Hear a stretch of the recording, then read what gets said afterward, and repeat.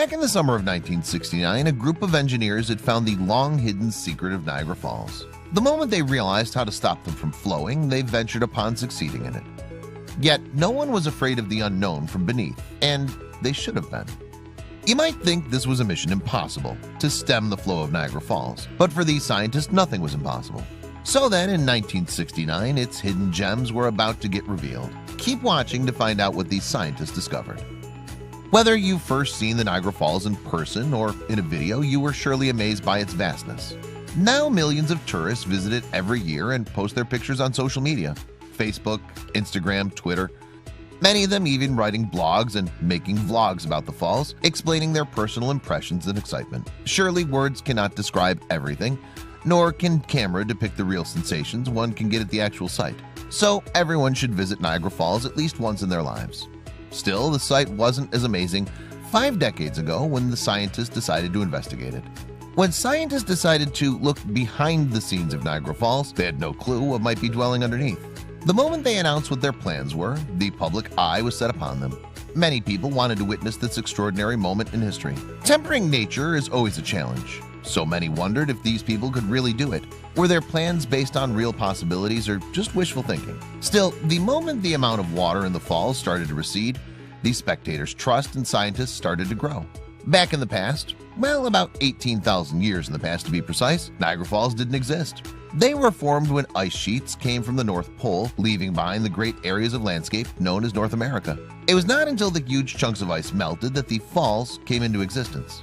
Upon the melting of the glaciers, the vast amount of water was sent into the Niagara River. The falls didn't form immediately. A lot of time had to pass to let the water erode the cliffs and thus form the falls as we know them today. Today, Niagara Falls stands as a natural border between two similar but very different countries, Canada and the United States. Even though they've been visited by many people from around the world, it's not known how long ago they started getting their visitors. Maybe it was thousands of years ago or even much earlier than that. We can only assume that the locals were enjoying their beauties long before the world found out about them. There are no written records about their first visitors, nor about the first domestic admirers. What's actually known is that many different indigenous communities lived in their neighborhood. There are written records saying that the first person from Europe who heard about Niagara Falls was an explorer from France named Samuel de Champlain. That was somewhere at the beginning of the 17th century. Still, he was not the first one from Europe to go there and visit the falls. On the other hand, not until 1678 did anyone from Europe go and see the falls in person. The man that did that was Father Louis Hennepin, who went to Niagara Falls in search of New France. At least that was the name they gave to this part of North America. 5 years after he returned from the falls, Father Louis Hennepin put his thoughts and impressions on paper. He wrote a new discovery article in which the name of the falls first appeared. So basically, as a term, Niagara Falls came into existence in the year 1683. The name came from the word Anguiara, an Iroquoian word which actually means the strait. Upon publishing this article, Father Louis Hennepin became famous as the first person from Europe who saw Niagara Falls. After that, many visitors from Europe came to see the beauty they read about. Not until the 1800s did Niagara Falls become a tourist destination. So basically, about 200 years after its discovery, the first tourists from Europe came to see and admire the vastness of the amazing waterfalls. At this time, the first serious business people, hoteliers mostly, realized the full potential of the place. So they started making lucrative investments on the land around the waterfalls. Even at its beginning as a tourist destination, Niagara Falls lured honeymooning couples to its site, and it's remained a favorite destination of newlywed couples even today. The only difference is that in the 1800s, there were few places where people could spend their money, and today everything's overpriced. Not only did the people who wanted to enjoy their free time and relax a bit come to Niagara Falls, no, even serious industrialists had seen the good side of the site. They realized a huge potential the falls had, and still have even today. They realized they could make use of the waterfall to power their factories and also their mills. At the end of the 19th century, the world's first hydroelectric generating station was built near Niagara Falls. It soon started producing a great amount of electricity which could be put into use. Even though the new hydroelectric generating station was a revolutionary invention, it wasn't able to carry electricity to long distances, only up to 300 feet. This was not a good thing, so something had to be improved, but no one knew how. One day, Nikola Tesla came and made a huge impact on the world we know today. What does this actually mean? Well, this man found a way to send electricity to long distances by the use of alternating current. At first, as an experiment, the electricity was sent as far as Buffalo, New York, which is about 20 miles distance from the power plant. Even though this invention was made more than 100 years ago, it still works the way it did at the time Tesla lived. It's as important today as it was in previous centuries. After all, what electricity is better than the electricity produced from renewable sources? Today, these waterfall power plants produce more than 2 million kilowatts of power. In this century, it's become even more significant than in previous centuries, since the cities have become overpopulated and polluted. Only the energy produced from renewable sources like water, wind, the sun can save us from our own destructive nature. Since Niagara Falls is a natural border between Canada and the USA, it naturally belongs to both countries. From both sides, it gets more than 15 million tourists per year, or more than 30 million tourists in total yearly. So basically, both countries share the benefits these waterfalls provide to them. At the falls, 6 million cubic feet run down in 1 minute. Amazing, right? Just imagine what damage could that much water make if let outside the falls. It could ruin entire cities. You know how the saying goes, water and fire are dangerous servants, but fearful masters. Believe it or not, the amount of water in Niagara Falls changes during nights. It happens that there's less water in the falls during nights. How's that possible, you might wonder? Well, because of the human factor. It's not something that happens normally and naturally. In fact, the situation is such that the local companies are allowed to take more water from the falls at night. Back in the 1950s, a treaty was signed allowing local companies to take more water at night because there are not many tourists there, and even those who come at the site wouldn't notice the difference. Do you wonder what happens with the falls during cold winter months? Can a waterfall freeze when the temperatures fall below 0 degrees Celsius or 32 degrees Fahrenheit? Actually, the falls partially freeze at some places, but the flow never stops. At least not because of low temperatures, that's for sure. One other thing that happens during the winter months, but also during other seasons, is that a certain amount of water turns into the clouds of vapor. Have you seen that sight when there's water only at the upper part of the falls, and beneath there's only huge clouds? It's amazing. Even though technically speaking, Niagara Falls belong to both Canada and the USA, there are some parts of it that belong only to the United States of America. The American Falls and the Bridal Veil Falls are solely American parts of Niagara Falls. On the other hand, there is no part that belongs only to the Canadian side. The biggest part, that actually represents the natural border between the countries, is called Horseshoe Falls. On which side of the border have you been while visiting Niagara Falls? Only people who visit Niagara Falls often can see the changes this waterfall experiences during time. With every new gallon of water that goes down the cliffs, the falls lose a bit of its charm. Well, at least that's according to the citizens of New York who live near the falls and visit them regularly. For every new visitor of the site, the falls has been astonishingly beautiful, whether it was 100 years ago or a day ago. Still, there is the problem that some stones accumulate at the fall's bottom, which might cause some problems in the future. Since the concerns of the New York citizens living at the falls reached both American and Canadian authorities, an organization that takes care of the shared waters was contacted. The name of that organization is the International Joint Commission. Since the Americans were concerned about the American Falls, they were those who suggested that something had to be done with the accumulated rocks at the bottom of the waterfalls. Even the U.S. Army Corps of Engineers was asked for their expert opinion on the matter. Since there were no other solutions for the problem of the accumulated rocks at the bottom of the cataract, the engineers decided to shut it down. Well, this was just temporary until they removed all the stones and earth from beneath the water. In the summer of 1969, more than 1,000 trucks carried rocks and earth to the falls just to stop the flow and to clear the area beneath the cliffs. The loads were being dumped upstream of the waterfalls for 3 days. What do you think? Did they succeed in stopping Niagara Falls from flowing? Let's see. A cofferdam was a temporary structure the engineers made at Niagara Falls between the mainland and Goat Island. It was constructed of 27,000 tons of rock and earth brought to the site by around 1,200 trucks. The total length of the structure was 600 feet, or 182.88 meters. What do you think? Did these loads of rock and earth stop the water going towards the falls? Did the water perhaps flood the island between the Horseshoe and Bridal Veil Falls called Goat Island? Let's see what happens next. As you can see from the picture, the engineers did succeed in their endeavors to prevent water from going towards the American Falls. The water was redirected from there towards the Horseshoe Falls. Thus, the waters that were tumbling down the cliffs of Niagara Falls were silenced for some time. Actually, only the waters of the American Falls were stopped because it wasn't possible to stop the whole Niagara Falls at the same time. We already realized there are 3 different waterfalls within Niagara Falls, so that enormous amount of water had to go somewhere. There were 2 main concerns the locals had regarding this operation. First of all, they were afraid of the waters because it's always dangerous to block the natural path a river has. So what if the waters didn't obey and flooded their land? The second concern was about the tourists. They were afraid that the lack of water would cause a decrease in the number of people who would want to come and see the falls. On the other hand, others thought the exact opposite, that this unique opportunity to see what was hiding beneath the falls would attract the number of people they couldn't handle. Yes, unfortunately, the drying up of the American Falls resulted in the loss of a significant number of tourists. At the end of the year, that is 1969, the number of tourists who came to see the rocks without the water was lower than the numbers from the previous years when the falls were at their fullest volume. Nevertheless, the people who did come to visit Niagara Falls during the summer months of 1969 had a unique opportunity to take something from the site and bring it home. Some took rocks, while others who were luckier got amazing coins from the riverbed. While planning this operation and executing it, no one could even dream of finding anything so gruesome as skeletons. While the water was receding, the spectators noticed some bones beneath the water.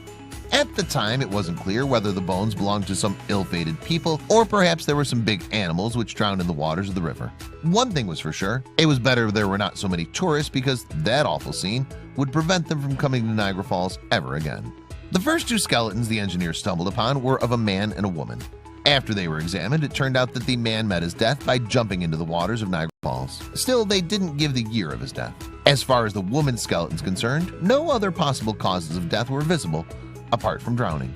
It was speculated that the woman witnessed her lover drown and decided to meet him in death at the same spot. As the waters receded, more skeletons emerged from beneath. Apparently, in the past, this site was a place where many people decided to say goodbye to this world. Still, this fashion isn't only related to pastimes. The experts in the matter say that even today, every year, about 40 people come here to commit suicide. It's understandable why suicidal people have always been attracted by this place. Once you jump into the falls, nothing can save you. Well, maybe only a miracle would do the trick. No human arm can fight the cold and vicious waters. Not only suicidal people lost their lives in the waters of Niagara Falls. In the past, there were many accidents in which some people accidentally fell and disappeared. Even some stunt people came here to make their own shows and try to do the impossible, to jump from the cliffs into the water and then swim towards the shore. Of course, this was never possible, nor will it be, since the water is fierce and no human can defeat it. So if you know someone who plans to do it, please share with them this video and make them change their mind. Believe it or not, back in 1901, a woman by the name of Annie Edson Taylor did something not many people would even think of. This 63-year-old teacher decided to become famous and connected to her favorite place on Earth in a special way. She entered a big wooden barrel, trapped herself in it, and asked some people to throw the barrel from the shore into the falls. Yes, she did survive, but her experience was so bad that she said it was a bad decision and that no one should ever again do such a crazy thing. Still, there are some people who followed her steps. Some succeeded, others unfortunately lost their lives. Carl Sousick was a Canadian stuntman who, back in 1984, did the same thing as Annie Edson Taylor and survived. After some time, he decided to repeat the stunt in the Houston Astrodome in Texas, but unfortunately, this time he wasn't so lucky. Jesse Sharp, an American stuntman, wanted to travel down the falls in his canoe and did it, but no one ever saw him after that. Some speculation say he survived, but that's unlikely because he would probably appear somewhere publicly to boast about his achievement. Those people who were present while Niagara water started receding were telling stories about their personal feelings about the findings beneath. They said they enjoyed the sight, but were also afraid of the unimaginable power the waters had.